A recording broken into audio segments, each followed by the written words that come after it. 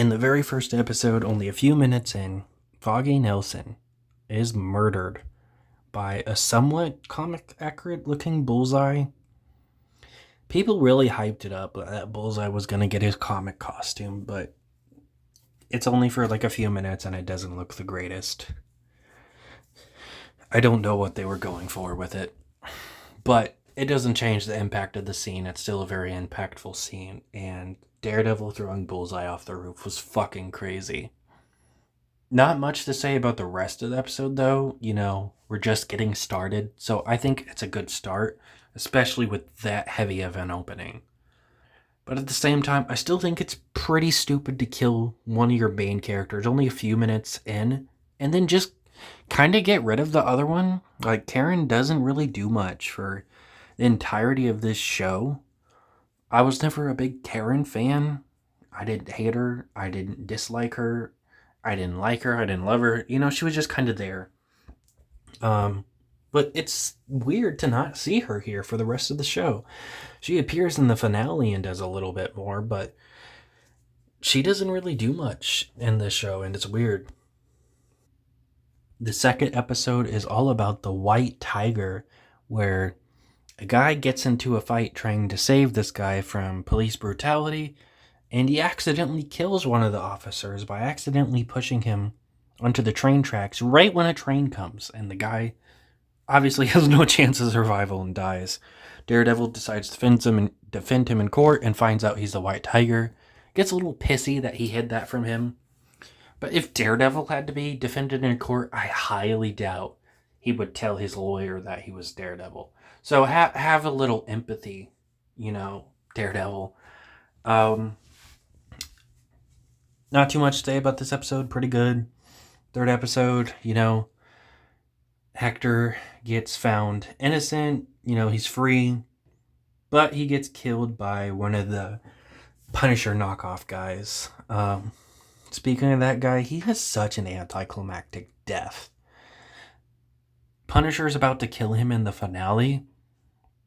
Daredevil stops him, but then they have to get out of the building because a grenade's thrown in. I guarantee he died in that.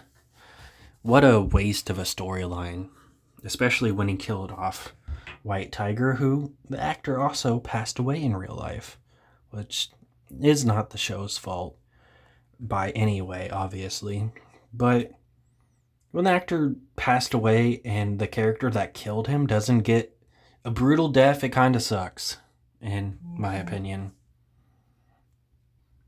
We briefly see Punisher for a little bit. The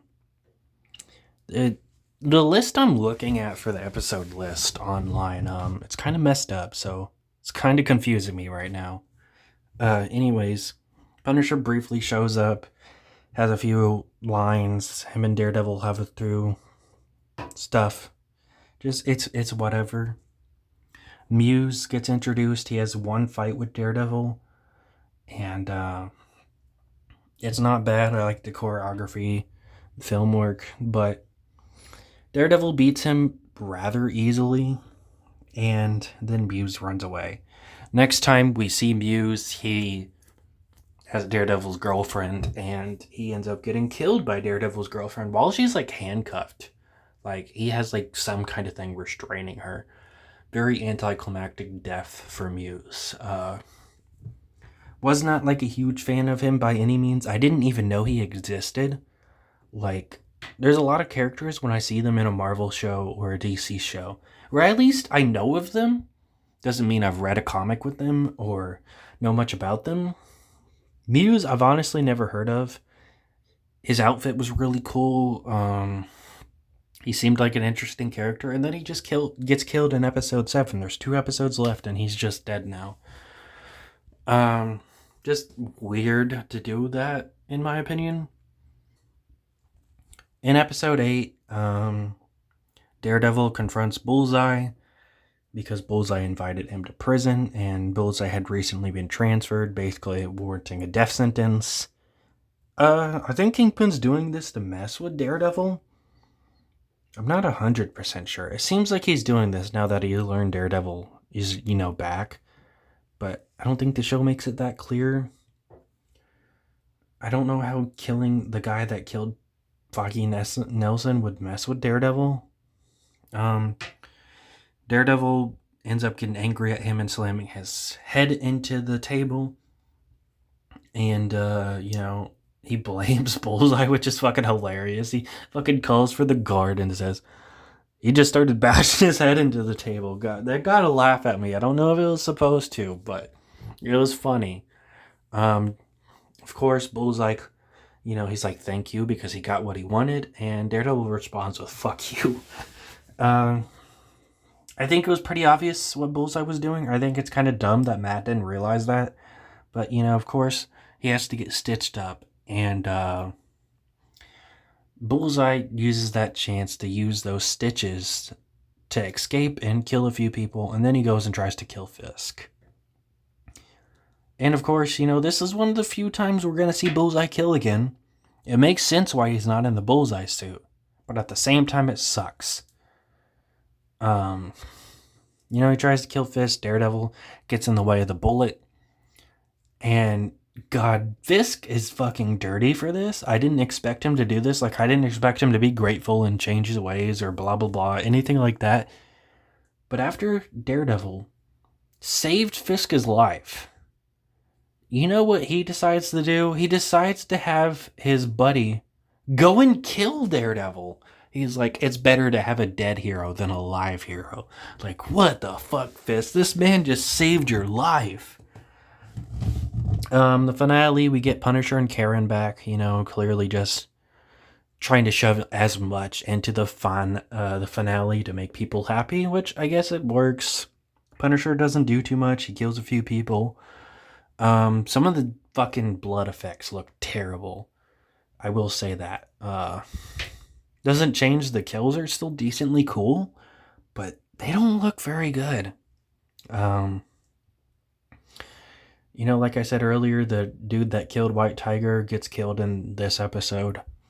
Karen's here for a little bit. Him and Daredevil talk for a little bit. Her and Daredevil talk for a little bit. The chief that we had seen throughout the show, he gets killed in a fucking Mortal Kombat way. It's fucking awesome. As someone who's a fan of horror, if you've seen my channel before, loved his kill. Did think it was kind of dumb that Fisk tries to claim that he retired and left town. I guess it somewhat makes sense with Fisk, trying to get the city behind him and claiming that, someone that they thought was going to protect them, the chief, just abandoned them. But at the same time, it feels dumb. Like, the power went out, a bunch of people are getting brutalized, and you don't take this chance to just say that the chief got murdered. I guess it might make him look weak, but at the same time, it wouldn't have been his fault.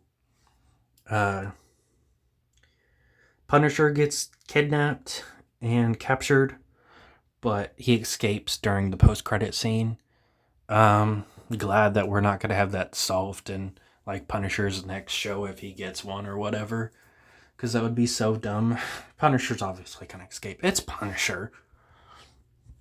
And Bullseye's still on the loose this time, which is kind of funny because Wilson's wife, we find out she's the one that set up Foggy's murder because she was going to get caught for doing some illegal shit. So she had Foggy and his client killed, which I don't know how that happened. And we see in the beginning of the first episode that he apologizes to Foggy over the phone, and then Foggy's killed. Did Bullseye go back and kill him later? Because she says that she wants both of them dead, not just Foggy, both of them. So that's a bit of a mess up on their part. How is he apologizing and telling Foggy he's sorry if he's supposed to be murdered now, And Bullseye we see Bullseye killed fucking Foggy. But, yeah, he got his freedom. She helped him leave jail by telling him to kill Foggy, right? But, Daredevil shoves him off the roof, and of course, he doesn't escape or whatever, even though he's got pretty good durability. Not saying it would be unlikely that he would get arrested and put in jail, but you kind of just blown your one chance to get out of jail. But now this time, he tries to kill Fisk, fails, and he doesn't go to jail this time. Kind of weird. Honestly, not a bad season. I liked how they didn't try and wrap it up like a lot of Marvel shows do nowadays, or just TV shows in general, where they give us 8 episodes and by the end the problem is resolved. I'm really tired of that, and I was kind of surprised that he didn't just beat Kingpin by the end of this season, and I am happy that he didn't. Looking forward to the next season. Kingpin's little assistant girl in this show is played by an actor I like. She played the commissioner in season 2 of Gotham. And, it's exposed that she's kind of not working with Kingpin in the finale, but he doesn't really do anything about it. So I'd like to see what happens in the next season with her.